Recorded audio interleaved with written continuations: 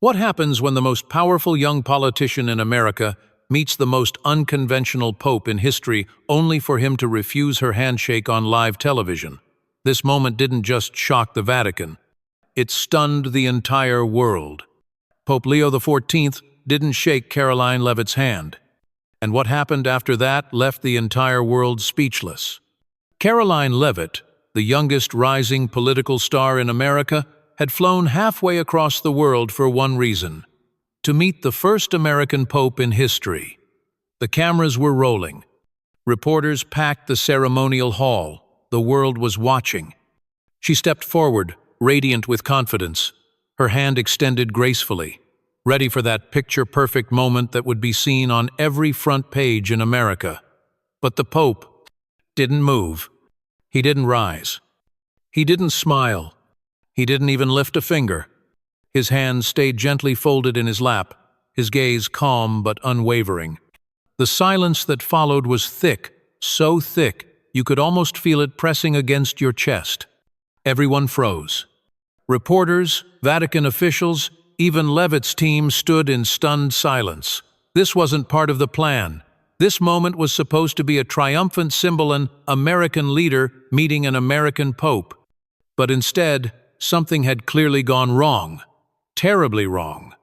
But before I tell you what really happened behind those closed doors, drop a comment and let me know where in the world you're watching from, because, trust me, what's coming next is going to blow your mind. Let's rewind for a second. Just 5 days earlier, Pope Leo XIV had stepped onto the iconic balcony of St. Peter's Basilica. The first American ever chosen to lead the Catholic Church, and from the very beginning people knew he was indifferent. He declined the ornate golden robe, choosing instead a simple black cassock. He turned down the lavish papal apartment, opting for a modest, undecorated room.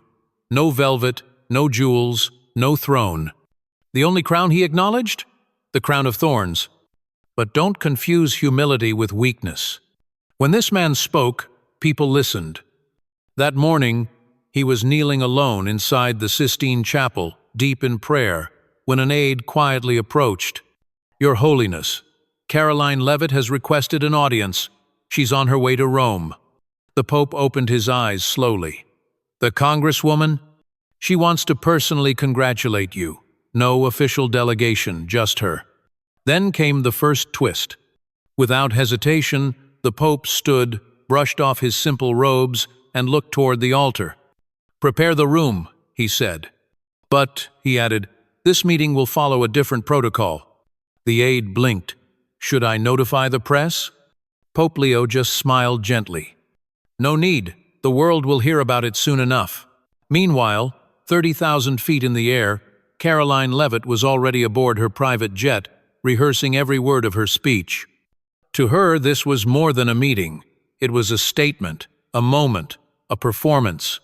She told her team, "This handshake has to be everywhere. Front page, breaking news, you name it. Faith, family, leadership. I want this moment to define it all." Her chief of staff looked uneasy. "Ma'am, this pope isn't like the others. He doesn't play by anyone's rules." But Karoline didn't flinch. "I'm not here to bow. I'm here to remind the church. You don't need robes to have conviction." Back in Rome, rumors began to swirl. Social media lit up with speculation. Youngest U.S. leader heads to Vatican. Clash or communion. American Congresswoman confronts American Pope. The ceremonial hall was prepared. Guards posted. Cameras mounted. Every chair in place. No detail overlooked. Pope Leo XIV entered the room. In his austere red and black garments, no gold, no fanfare, just solemn presence. The doors swung open. Karoline Leavitt stepped in, radiant, self-assured, every step measured. The flash of cameras turned the air electric. She moved directly toward the Pope, extended her hand with a brilliant smile, and said, "Your Holiness, on behalf of the American people, it's my honor to greet you American to American." And then, silence. The Pope remained perfectly still. He didn't rise. He didn't shake her hand. He simply looked at her outstretched palm, then into her eyes, his expression unreadable. 3 seconds passed. They felt like 3 hours. Slowly, Karoline retracted her hand. The smile stayed, but something behind her eyes shifted confusion, maybe disbelief. "I understand," she whispered. But what did she understand? What did the Pope mean by that silence? Because what happened after this moment, what was said behind those doors, was even more shocking than the handshake that never came. Previously, the handshake never came. Silence fell, and then Pope Leo XIV did something no one, especially not Karoline Leavitt, saw coming. What the Pope did next stunned everyone in the room. Without saying a word, he slowly rose from his chair. The sound of his robes brushing the marble echoed through the silence. Every eye followed him as he walked to a small wooden table set off to the side. On it sat a silver basin, a white towel, and a simple clay pitcher filled with water. He gently rolled up his sleeves.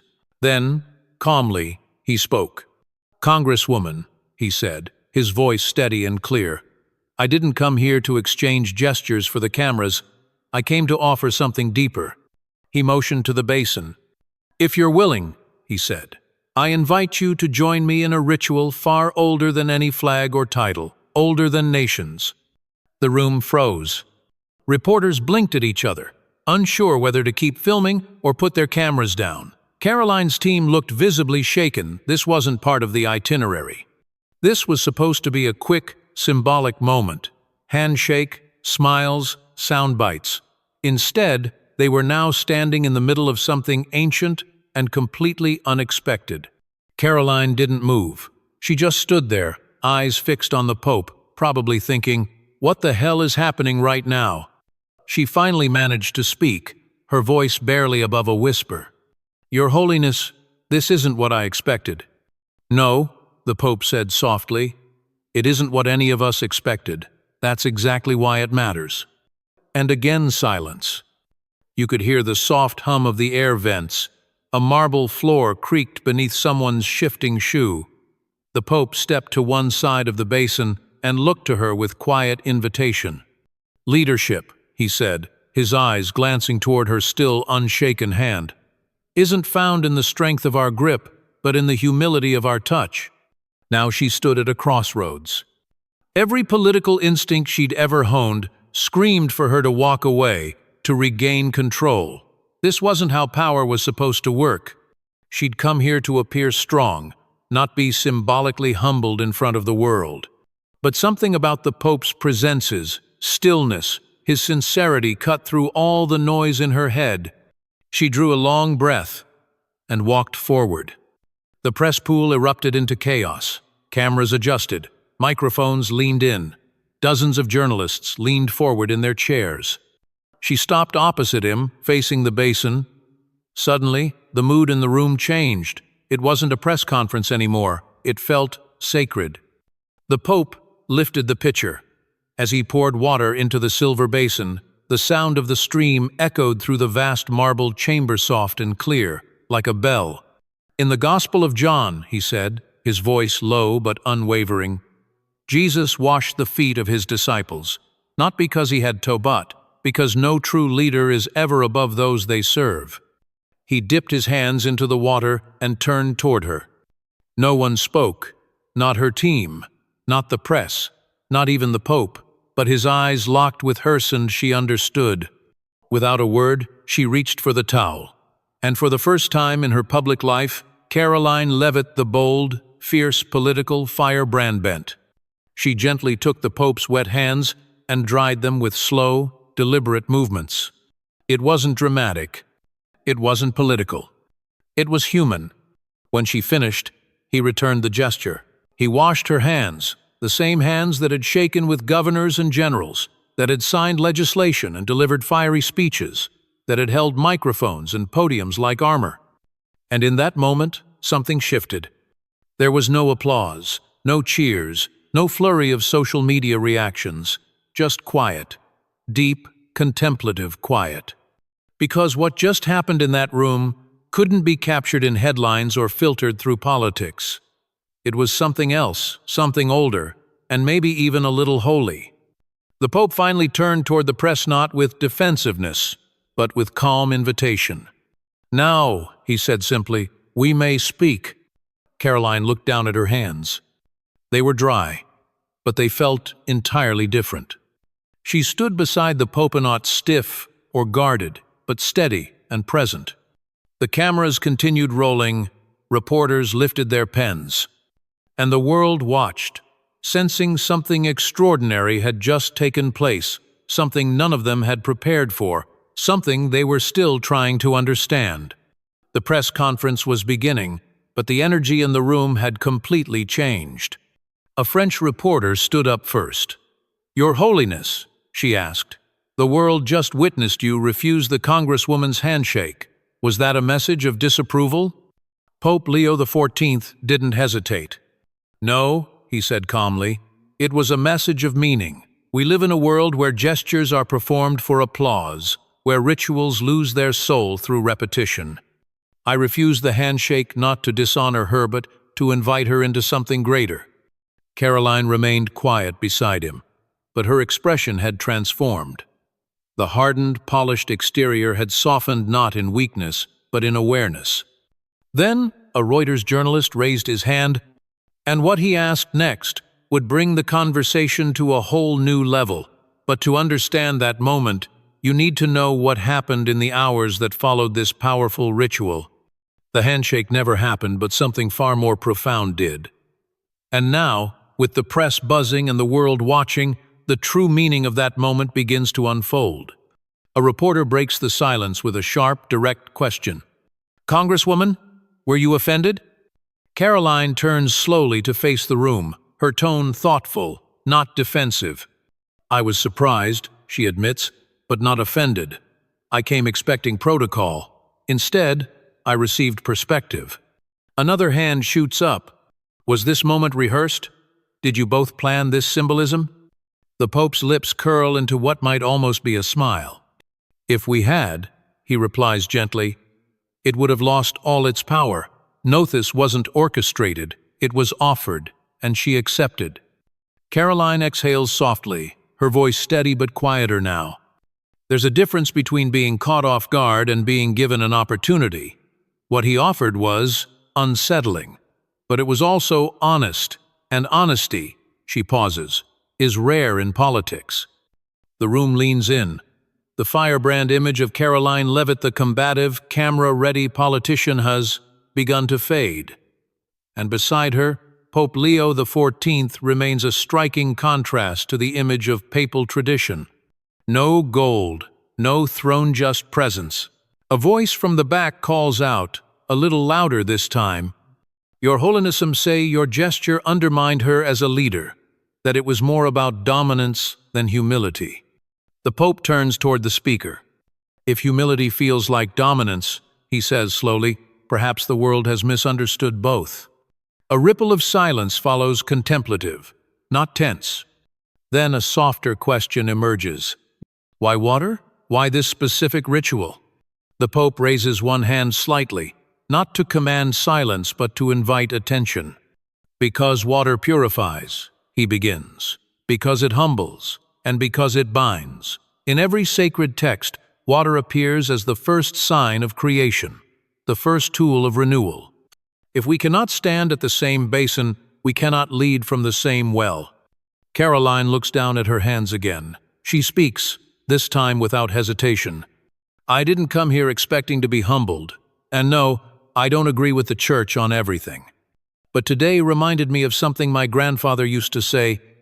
If your pride speaks louder than your conscience, you're not leading, you're selling." Silence again, but this time, it's reverent. Not awkward, not waiting, just listening. Another voice, "Congresswoman, would you do it again?" Her answer is instant. "Yes," and not because it was easy, but because it wasn't. The Pope nods with quiet approval. "True transformation," he says, "begins where comfort ends." That single line moves faster than any press release. Within minutes, It's everywhere retweeted, subtitled, quoted in real time across continents. The narrative has shifted. This is no longer Pope rejects handshake from American leader. Now it's Pope and politician rediscover leadership through humility. And they've only just begun to speak. The mood shifts. The press stops interrupting and starts genuinely listening. A journalist from the BBC raises her hand. Your Holiness, some political commentators say your actions today set a dangerous precedent, that it blurs the line between church and state, between faith and performance. How do you respond? The Pope folds his hands, his expression calm. Faith is not performance, and service is not theater, he says. What we witnessed today wasn't a blending of politics and religion. It was a separation from spectacle, from hollow rituals, from gestures meant only to impress. He glances at Karoline. And what she offered wasn't submission, it was courage. A reporter stands next, this time addressing Karoline. Congresswoman, did you feel challenged as a woman in power? Was this an attempt to diminish your authority? She doesn't pause. This wasn't about power, it was about presence. It felt like a test, not of status, but of character. And in that moment, I chose to show up, not show off. A quiet wave of agreement moves through the crowd, an unspoken yes. Then comes the question that frames the moment. Pope Leo, this the new model of Vatican diplomacy? Unpredictable, personal, symbolic. His response is immediate. It is not diplomacy, he says plainly. It is discipleship. The Church doesn't engage in stunts, but it does engage in truth. And the truth is this: the world is tired of handshakes that mean nothing. A journalist from South America leans forward. What does it mean that she said yes? That she accepted your invitation? The Pope turns toward Karoline, his voice softer now. It means transformation is still possible. That pride can bend. That faith, true faith, doesn't care how powerful you are. It only asks one question. Will you kneel at the basin? And for a beat, the journalists stop writing. Pens are still, cameras quiet. It doesn't feel like a press conference anymore. It feels sacred. Then Karoline speaks again, voice steady but personal. My whole life, I've been told that strength is about control, but today I realized strength without surrender is just fear in a suit. She turns to face the cameras directly. And if the people I represent take anything from this moment, let it be this. Don't confuse noise with leadership. Don't mistake confidence for character. I'm still learning, and I hope I never stop. The Pope places his hand gently over his chest. True leaders, he says, do not command from a distance. And what he says next will redefine not only this meeting, but how the world understands power, service, and faith itself. They didn't leave as icons, they left as human beings, shoulder to shoulder, and the world saw it. Outside, in Vatican Square, a massive crowd had gathered, but there was no shouting, no chants, just quiet anticipation. People weren't waiting for a headline. They were waiting for hope. The official press conference ended without fireworks, just subtle nods and hushed movements. Cameras powered down. Aides stepped in to escort both figures from the grand hall. But then, something unexpected happened. Instead of taking separate exits, Pope Leo XIV turned to Karoline and gestured toward a narrow side corridor. No microphones, no cameras. Just you and me, he said.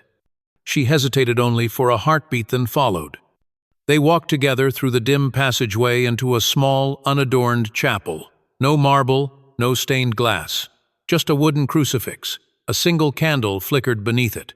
I wasn't ready for this, Karoline whispered, standing awkwardly at the entrance. No one ever is, the Pope replied, lowering himself onto the front pew in silence.